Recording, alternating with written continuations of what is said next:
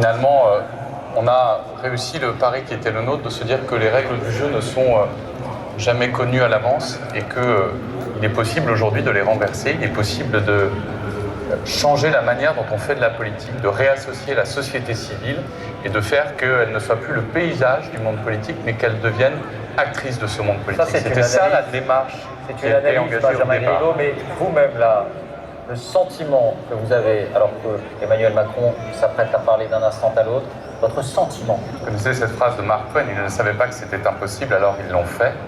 C'est assez le sentiment qui m'anime ce soir, pour être très sincère. Vous êtes ému? Très ému. On va l'écouter, il me semble qu'il essaie de prendre la parole. Je ne sais pas si on entend on a le son ou pas. On n'a pas encore le son. Il y a encore d'autres détails. Alors, il n'est pas encore prêt. Alors, c'est peut-être pas la peine d'engager un débat, parce que c'est des questions là de fond qu'on va vous poser, Nathalie Kosciusko-Morizet et Jean-François Copé, sur l'avenir de cette recomposition, qui peut en être, qui n'en sera pas. Est-ce que vous seriez intéressé? On ne va peut-être pas lancer ce débat alors qu'Emmanuel Macron visiblement s'apprête à parler dans quelques secondes. Peut-être redonner la parole aux partisans d'Emmanuel Macron avant d'entamer le débat, et à vous, Benjamin Griveaux, mais ça pourrait être à vous également, François Bayrou. Tout de même, au-delà de la fierté, il y a quand même ce chiffre de l'abstention qui est record et ce chiffre de bulletins blancs qui est également record. Est-ce que ça veut dire qu'il faut prendre ce score et cette victoire avec humilité? Il faut la prendre avec humilité, et il est vrai que l'absence de front républicain a aussi fait que l'abstention ou les votes blancs et nuls ont été en nombre important ce soir. En même temps, il faut noter que la victoire est nette et sans appel.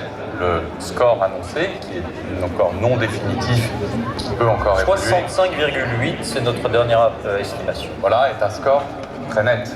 Donc il n'y a pas là-dessus d'ambiguïté. Et c'est un score qui nous permettra aussi de construire dans les semaines qui viennent cette future majorité parlementaire en allant à la rencontre des Français, ce que nous faisons depuis un an, avec un seul objectif finalement, c'est réconcilier ces Frances dont on nous a dit qu'elles étaient coupées en 2, en 3 ou en 4. Moi, je ne saucissonne pas le pays. Quand on fait de la politique, on le fait pour l'ensemble de nos concitoyens. Et je crois que c'est aussi le message, c'est ce message-là qu'a porté Emmanuel Macron dans cet entre-deux-tours, et c'est un message auquel nos concitoyens ont été sensibles. Puisqu'on attend sa déclaration, vous étiez avec lui au moment où il a eu en main ses premières estimations qui le donnaient vainqueur et largement. Ça y est, à l'issue d'une longue confrontation démocratique, vous avez choisi de m'accorder votre confiance. Et je tiens à vous exprimer ma profonde gratitude. C'est un grand honneur et c'est une grande responsabilité, car rien n'était écrit. Je veux vous dire merci. Merci du fond du cœur. Ma gratitude va à tous ceux d'entre vous qui m'ont apporté leur suffrage et leur soutien. Je ne vous oublierai pas. Je mettrai tout mon soin et toute mon énergie à être digne de votre confiance. Mais en cet instant, c'est à vous tous, citoyens de notre pays, que je veux m'adresser, quel qu'ait été votre choix. Bien des difficultés nous ont affaiblis depuis trop longtemps.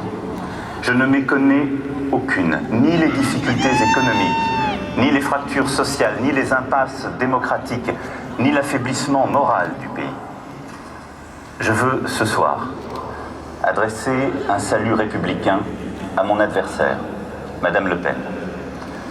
Je sais les divisions de notre nation qui ont conduit certains à des votes extrêmes. Je les respecte. Je sais la colère, l'anxiété, les doutes qu'une grande partie d'entre vous ont aussi exprimés.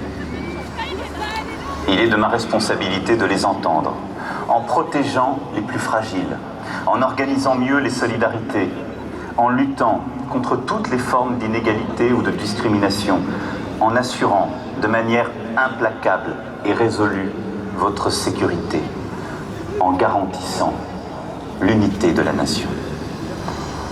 Car derrière chacun des mots que je viens de prononcer, je sais qu'il y a des visages, des femmes et des hommes, des enfants et des familles, des vies entières.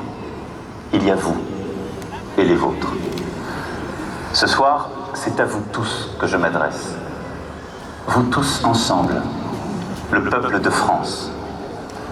Nous avons des devoirs envers notre pays. Nous sommes les héritiers d'une grande histoire et du grand message humaniste adressé au monde. Cette histoire et ce message, nous devons les transmettre d'abord à nos enfants. Mais plus important encore, il nous faut les porter vers l'avenir et leur donner une sève nouvelle. Je défendrai la France, ses intérêts vitaux, son image, son message. J'en prends l'engagement devant vous. Je défendrai l'Europe, la communauté de destin que se sont donnés les peuples de notre continent.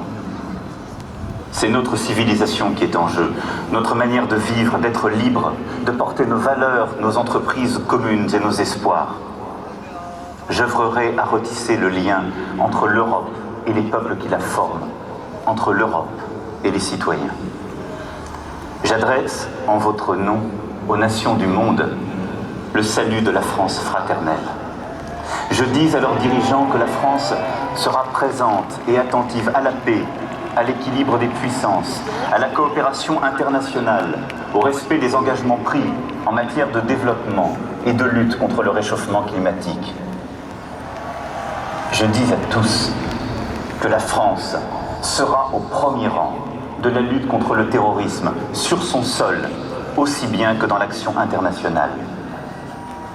Aussi longtemps que ce combat devra durer, nous le mènerons sans faiblir. Mes chers concitoyens, une nouvelle page de notre longue histoire s'ouvre ce soir. Je veux que ce soit celle de l'espoir et de la confiance retrouvée. Le renouvellement de notre vie publique s'imposera à tous dès demain. La moralisation de notre vie publique, la reconnaissance du pluralisme, la vitalité démocratique seront, dès le premier jour, le socle de mon action. Je ne me laisserai arrêter par aucun obstacle. J'agirai avec détermination et dans le respect de chacun. Car par le travail, l'école, la culture, nous construirons un avenir meilleur. Françaises, Français, mes chers concitoyens, je veux ce soir saluer le président Hollande. Il a pendant 5 ans œuvré pour notre pays. Durant les 5 années qui s'ouvrent, ma responsabilité sera d'apaiser les peurs, de nous faire renouer avec l'optimisme, de retrouver l'esprit de conquête qui dit mieux que tout le génie français. Ma responsabilité sera de rassembler toutes les femmes et tous les hommes prêts à affronter les défis gigantesques qui nous attendent et à agir. Certains de ces défis sont des chances, comme la révolution numérique, la transition écologique, le redémarrage de l'Europe. D'autres sont des menaces, comme le terrorisme. Je me battrai de toutes mes forces contre la division qui nous mine et nous abat. C'est ainsi que nous pourrons rendre au peuple français, à chacune et chacun d'entre vous, dans sa vie professionnelle, personnelle et familiale, les chances que la France lui doit. Aimons la France. À compter de ce soir, et pour les 5 années qui viennent, je vais avec humilité, avec dévouement, avec détermination, la servir en votre nom. Vive la République!